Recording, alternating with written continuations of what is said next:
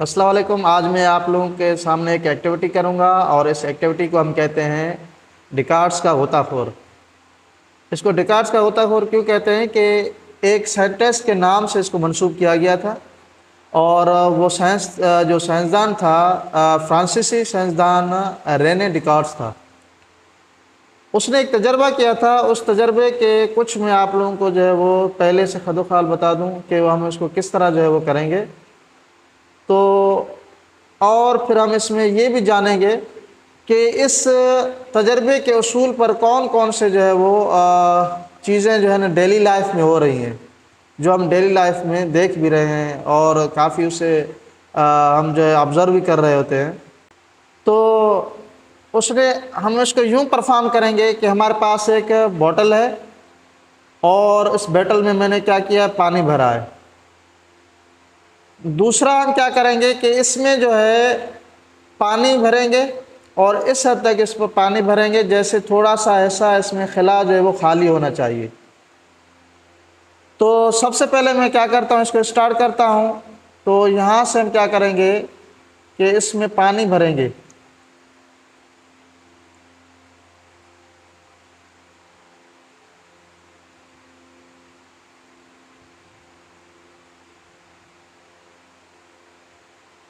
और पानी इसमें इतना भरना है तक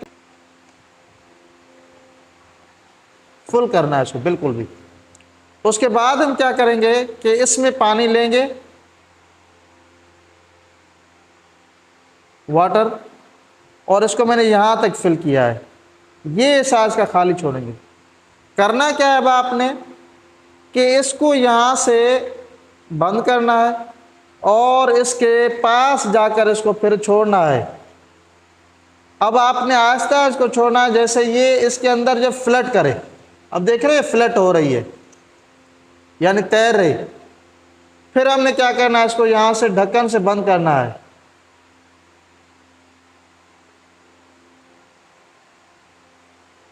आपने इसको ढक्कन से बंद कर दिया। अब देखें कि इसको मैं ढक्कन से बंद करने के बाद अब मैं इसको अपनी जो है माइंड पावर के साथ इसको कैसे जो है मैं ऊपर से अपने हाथों के इशारे से ऊपर से नीचे की तरफ और इसको फिर नीचे से यहाँ से ऊपर की तरफ कैसे जो मूवमेंट करवा रहा हूँ। तो आप देख सकते हैं कि ये किस तरह जो है वो मूवमेंट कर रही है।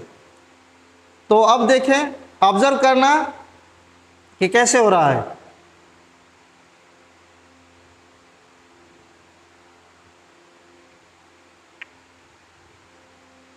फिर इसको ऊपर, फिर एक बार और, फिर एक बार और नीचे ऊपर। तो ये है कि ये इसको हम कहते हैं रेने डिकार्ड्स का गोताखोर। अब इसके पीछे कोई भी जो है माइंड पावर नहीं है, इसके पीछे एक फिजिक्स है। वो लॉजिक क्या है कि आप लोगों को पता होना चाहिए कि हमें जो है इस फिजिक्स के उसूल को समझने के लिए सबसे पहले हमें क्या करना होगा, कौन सा उसूल समझना है, डेंसिटी का। देखिए कि पानी में कोई भी चीज़ें क्यों तैरती हैं, वो पानी में चीज़ें इसीलिए तैरती हैं क्योंकि पानी में भी एक डेंसिटी होती है। अब डेंसिटी क्या होती है कि मास पर वॉल्यूम होता है।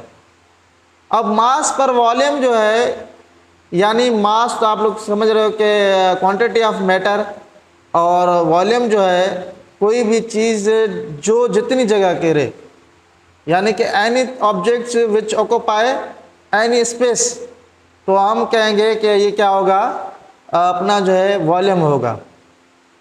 अब यहाँ पर क्या हो रहा है कि आप लोग देख रहे हैं कि इसके अंदर मैंने जो पानी भरा हुआ है और जो टेस्ट ट्यूब इसके अंदर डाली है मैंने उसमें पानी, लेकिन उसके अंदर एक खिला छोड़ा था हवा का।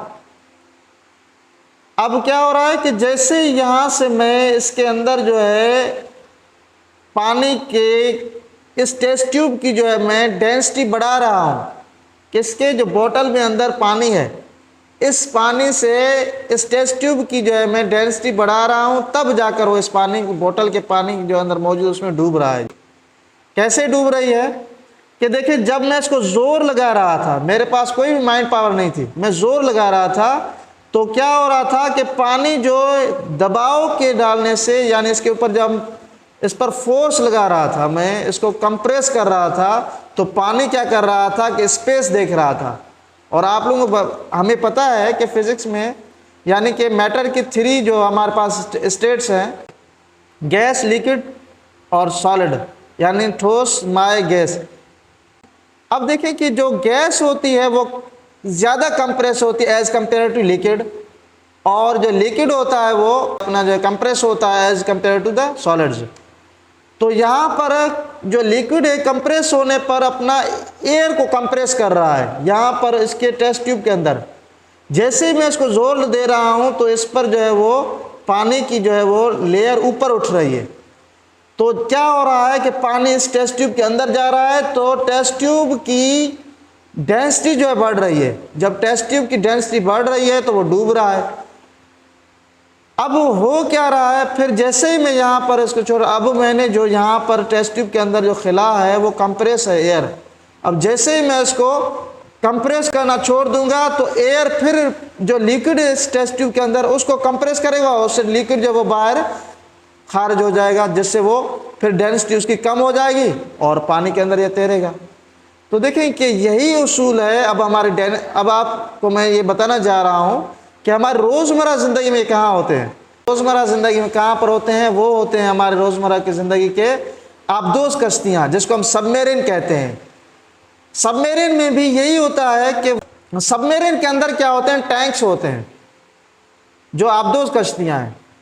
अब जैसे ही क्या होगा कि उनके अंदर जो टैंक्स होते हैं, फर्स्ट ऑफ ऑल जब वो पानी के ऊपर फ्लड करती हैं तो उनके अंदर होते हैं एयर होती है। अब जैसे ही उसके अंदर पानी इंटर करते हैं, दाखिल होता है, तो क्या होगा कि वो पानी जैसे ही वहाँ से भर जाएगा, तो टैंक्स भर जाने पर जो आबदोज़ कश्ती का है वो डेंसिटी ज़्यादा हो जाएगी।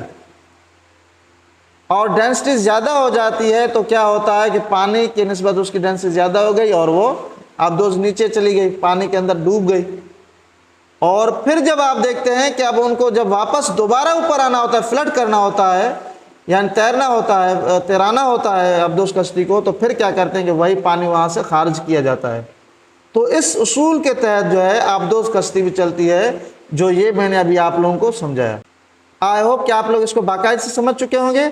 और इसी तरह के वीडियो देखने के लिए आप मेरे चैनल को सब्सक्राइब कीजिए और लाइक कीजिए और शेयर कीजिए और कमेंट कीजिए। शुक्रिया।